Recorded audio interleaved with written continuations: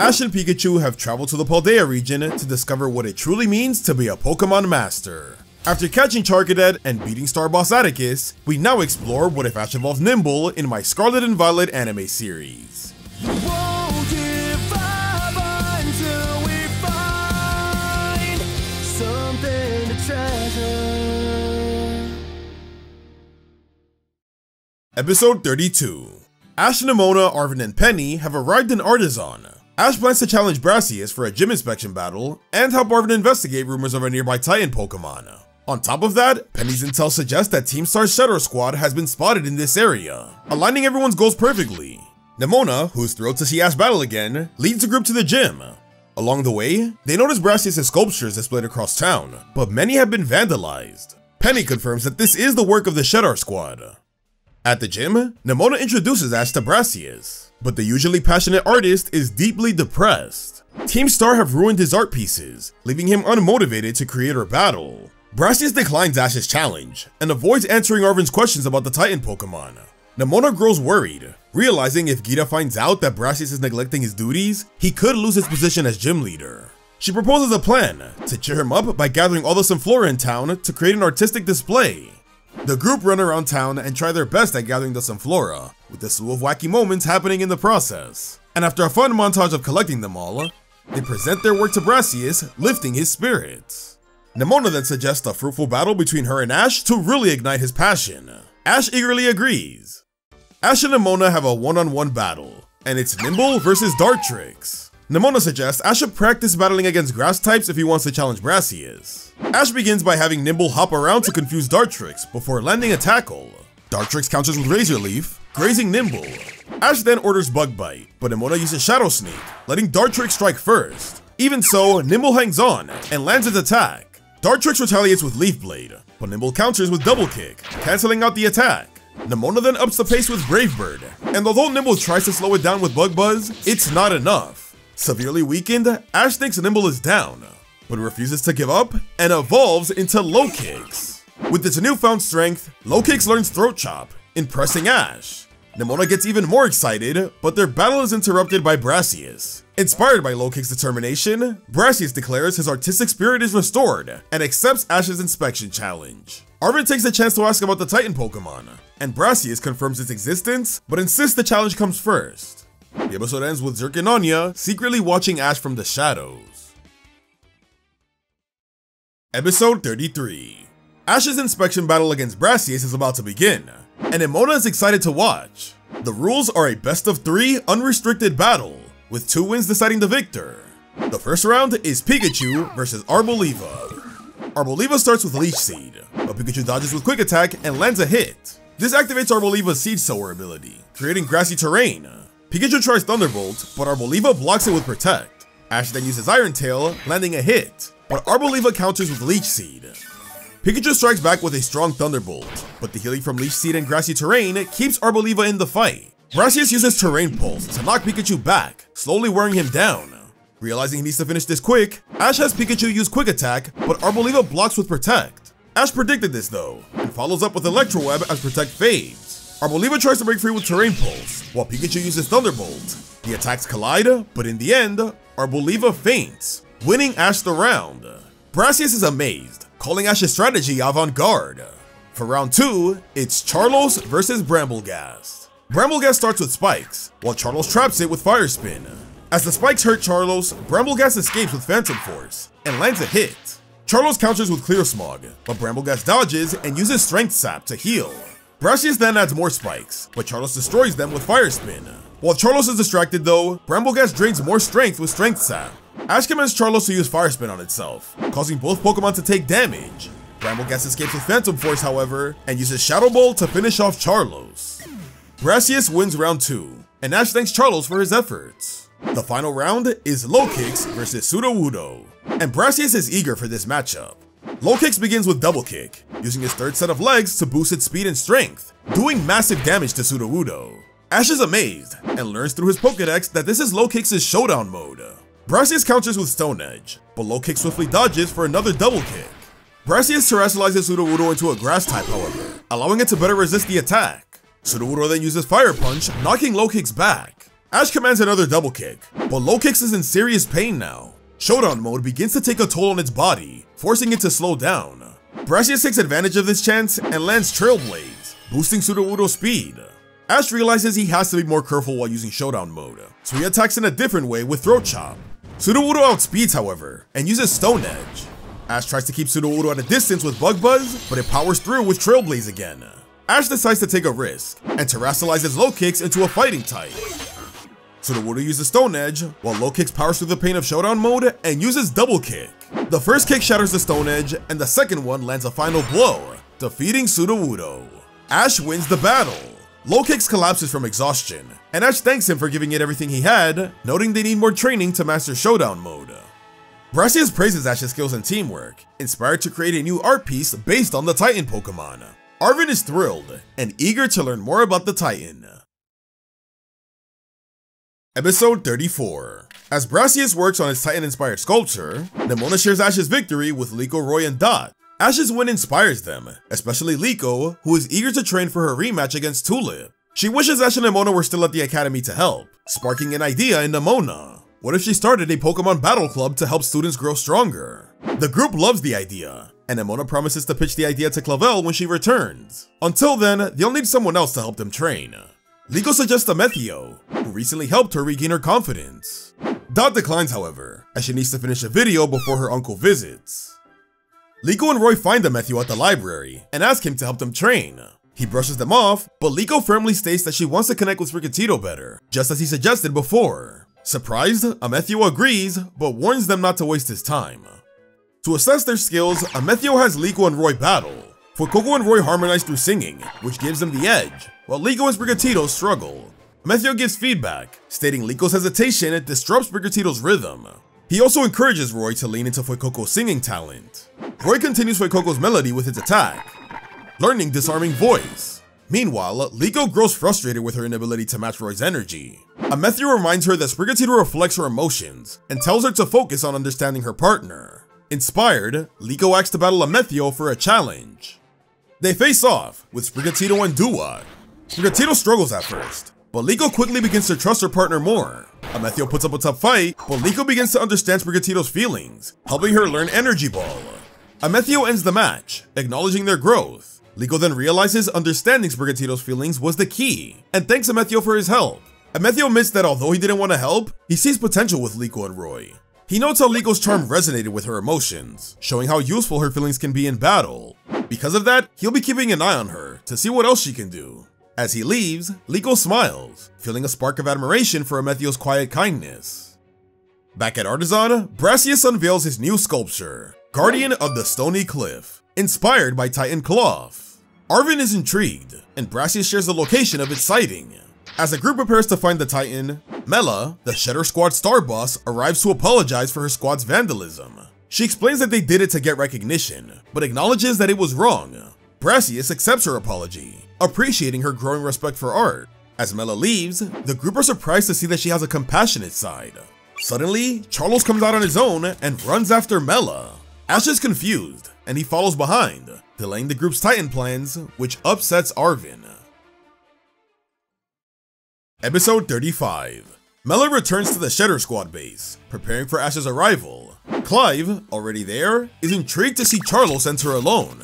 Soon after, Ash and his friends arrive, surprised that Clive is already there. Nemona and Arven are confused by this old guy, but Penny introduces him as a member of Operation Starfall. Clive says Cassiopeia informed him that they would be taking on the Shedder Squad. He also shares that Jessalyn and Jamie won't be joining them this time, as they're busy turning the Navi Squad into a star training center. Ash is worried about Charlos' behavior, fearing he might do something reckless. Suddenly, the group hears a commotion from inside the base. They realize Charlos has already started the Star Barrage on his own. Penny shares her intel, revealing that the Shedder Squad uses Fire-type Pokemon. With this knowledge, the group gets ready to take on the base. As Ash and his friends battle through the Star Barrage, Ash notices it feels easier than usual. That's because Charlos has already beaten many grunts, using all of his strength to reach Mela. When Mela steps out to confront the commotion, she freezes, as she recognizes Charlos. The group catches up, surprised by Charlos' joyful reaction to seeing Mela. Ash and Mela question each other about their connection to Charlos. When Ash reveals that he's Charlos' trainer, Mela becomes visibly jealous. but after seeing the trust between them, she reluctantly shares her past. At the academy, Mela was a cheerful student with a close bond to Charlos. They battled and played together every day. She would get bullied over her cute looks and personality, but Charlos was always there to cheer her up. One day in art class, however, Mela made a friendship bracelet for Charlos, but her bullies destroyed it before she could give it to him. This broke her spirit.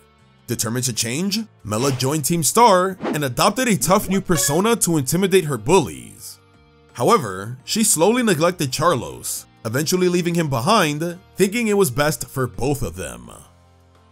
Ash is stunned, realizing Mela was the trainer Charlos bonded with. Clive explains how Charlos was heartbroken after Mela left, losing all motivation until Ash helped him reignite his spirit. Mela brushes this off with a tough act, but grows jealous of Ash's bond with Charlos. She taunts Ash, questioning his worth as Charlos' trainer. This angers Charlos, making it clear that he now wants to battle. Ash steps in, determined to prove his bond with Charlos. Though hesitant, Mela agrees, hiding her true emotions behind her duty as a Team Star boss.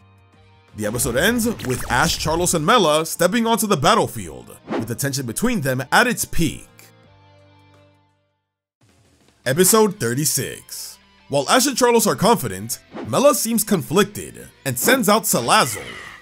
Charlos starts with Fire Spin, but Salazzle dodges and counters with Sand Attack. Charlos leaps into the air to avoid the attack, but Salazzle uses Incinerate, knocking Charlos to the ground. Charlos follows with Clear Smog, clearing the sand. Ash then commands another Fire Spin, trapping Salazzle in a vortex. Salazzle retaliates with Incinerate, knocking Charlos down. Mela hesitates as she wants to battle for Team Star, but doesn't want to hurt her friend. Ash notices and says they want to be taken serious, as Charlos uses Nightshade. Mela responds by commanding Salazzle's Gunk Shot, but Ash uses Clear Smog to counter it. Mela commands one final Dragon Pulse, while Ash commands Fire Spin, and as both moves collide, Charlos learns Flamethrower to defeat Salazzle.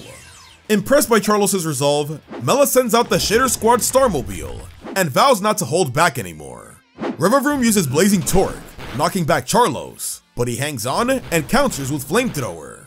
Revavroom's Speed Boost ability kicks in as it uses Screech to lower Charlos' defense. Charlos responds with Nightshade, but Revavroom dodges and uses Swift. Using Clear Smog, Charlos limits Revavroom's Speed Boost. Mela then retaliates with a devastating Overheat, leaving Charlos barely standing.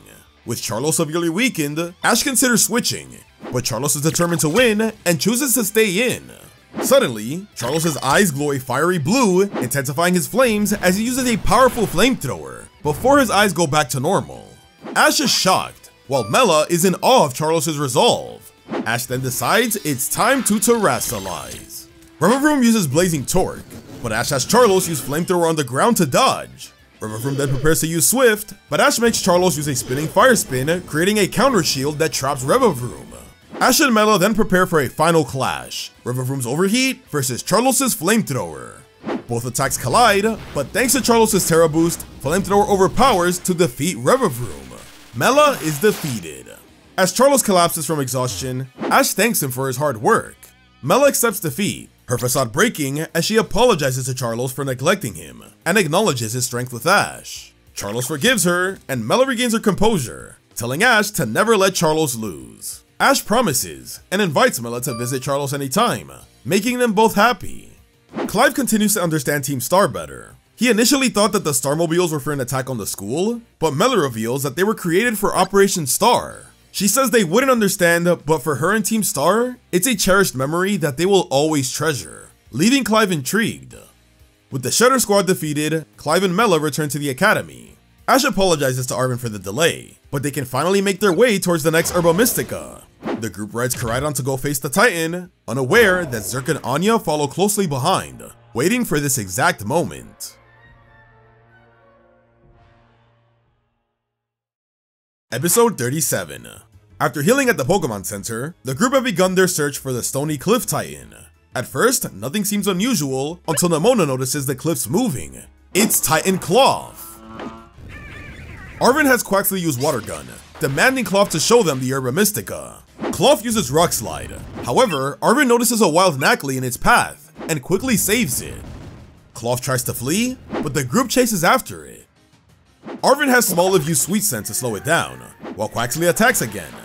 As a group prepares to join the battle, Koraidon gets trapped. Zerk and Anya have arrived. The group battles the explorers to free Koraidon, and Arven hesitates as Cloth begins to get away. He decides to help, and with the group's combined strength, the explorers are defeated. Zerk and Anya retreat, vowing to come back for Koraidon. The group is relieved, however, Cloth has escaped during the commotion.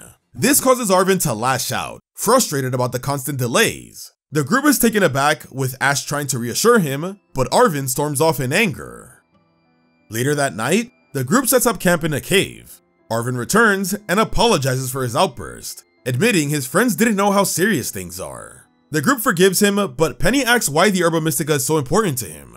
Arven takes a deep breath, and as he begins to share his story, Nacali quietly listens from the cave's entrance. Arven reveals his first partner, Mabosstiff. Growing up, Mabosstiff was Arven's only companion, as his parents were too busy with their research to care for him. Left alone, Arven developed a passion for cooking, with Mabosstiff's favorite meal being sandwiches. One day, Arven was fed up with his parents' absence, so he went into Area Zero to bring them home. There, he was attacked by a terrifying mechanical serpent-like creature that gravely injured Mabosstiff. Since then, Mabosstiff has struggled to recover. Arven has tried everything: potions, Pokemon centers, countless remedies, but nothing has worked. His last hope is in the Herba Mystica, described in his mother's Scarlet book. He explains its miraculous healing properties, and how consuming all 5 can heal any ailment, which is why he needs to find them all.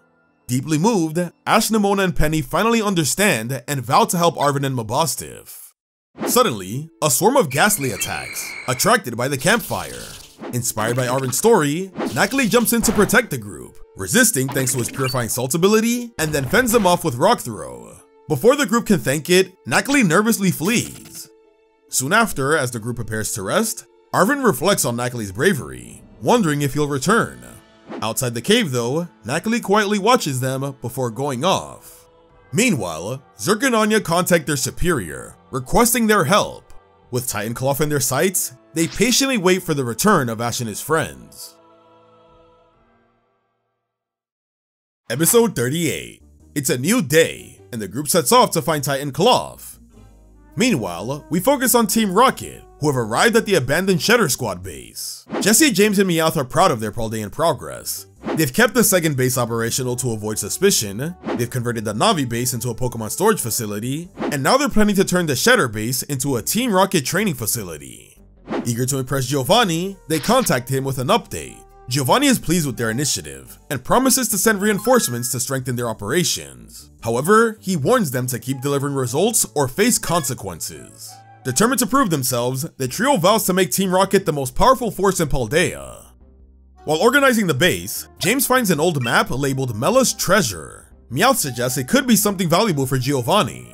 Excited, Team Rocket begin their search, but some Shedder Squad grunts return, looking for the map. Thinking quickly, the trio uses their student disguises, claiming they came here because they want to join Team Star. The grunts are skeptical, especially since their base has been disbanded, but then challenge Jessalyn and Jamie when they spot them holding the map.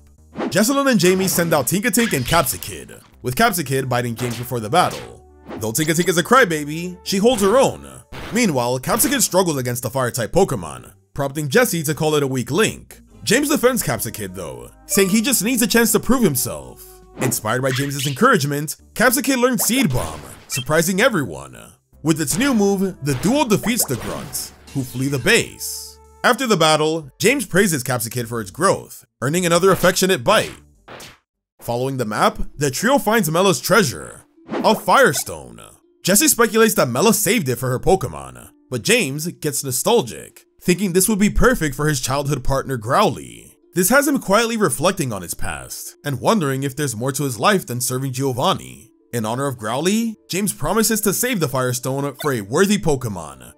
As the trio continues to improve the base, we focus back on Ash and his friends. They close in on Titan Cloth's location, while Zerk and Anya reunite with their superior, the Secret Explorer. With their help, they plan to finally overpower Ash's group and capture Koraidon by force. Episode 39. Ash and his friends reach Titan Cloth's new location, determined to get the Herba Mystica. Just as they prepare to battle, Cloth escapes again. Before they can give chase, Zircononia ambushed them, demanding Koraidon. Realizing the importance of the Herba Mystica now, Nemona and Penny volunteered to hold off the explorers, allowing Ash and Arven to pursue Cloth. Arven thanks them before the two set off. As Ash and Arven close in on Cloth, they're stopped again by the explorer's Ceruledge. Recognizing the threat, Ash decides to stay behind with Koraidon, reassuring Arven that the explorers aren't after him, and emphasizes Mabostif's need for the Herba Mystica. Arven agrees and makes his way towards Cloth alone. Ash battles Ceruledge with Lokix, surprising the secret explorer, but he terastallizes Lokix to remove his fire-type weakness. As Arven reaches Cloth, it consumes the Herba Mystica, powering up for battle. With Smoliv and Quaxley, Arven lands Sweet Sense and Water Gun, but Cloth retaliates with Vice Grip. Smoliv uses Leech Seed, while Quaxley uses Low Kick, but Cloth's flinching Rock Slide, followed by Metal Claw, defeats Smoliv and weakens Quaxley. Arven is about to lose. Ash and Lokix battle fiercely against Ceruledge. Lokix lands Throat Chop, but Ceruledge recovers with Bitter Blade. Using a Showdown mode double kick on the ground, Lokix creates a dust cloud to mess with Ceruledge's vision, but it counters with Phantom Force for a devastating blow. Though weakened, Lokix refuses to give up. Meanwhile, Arven faces Cloth's final attack. Just before Metal Claw strikes, however, Knackley appears with Smackdown, saving the day. Knackley's Mud Shot slows Cloth down, allowing Quaxley's Low Kick to turn the tide. Cloth uses Rock Slide on Arven, but Knackley's Headbutt gets him out of the way. Though hurt, Arven gets an idea. He attacks the cliff from behind to trigger a Rock Slide, defeating Cloth. Victorious, Arven secures the Herba Mystica, while Nemona and Penny also defeat the explorers.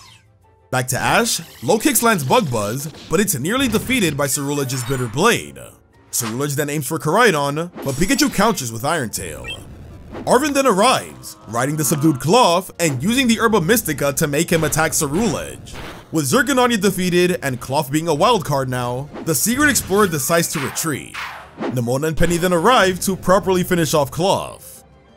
Back at the cave camp, Arven makes sandwiches with the sweet Herba Mystica, feeding one to Mabostif, who opens his eyes for the first time, making Arven emotional. The group is relieved. Knackley then returns, showing its interest, so Arven properly thanks it by officially catching it.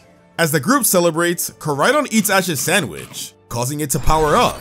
It shows off its new ability to swim by jumping in the river, and after lunch, the group all ride Koraidon to return to the academy. Later, the explorers regroup, as Zircononia apologize for their failure. Their superior warns them not to let Hamber know about this. He orders them to get stronger while he resumes his mission of observing Liko's charm. As the explorers part ways, the secret explorer steps out of the shadows, revealing his true identity, Amethio. Back at the academy, as Arven recounts their adventures, Liko excitedly invites Amethio to listen, unaware of his true allegiance to the explorers.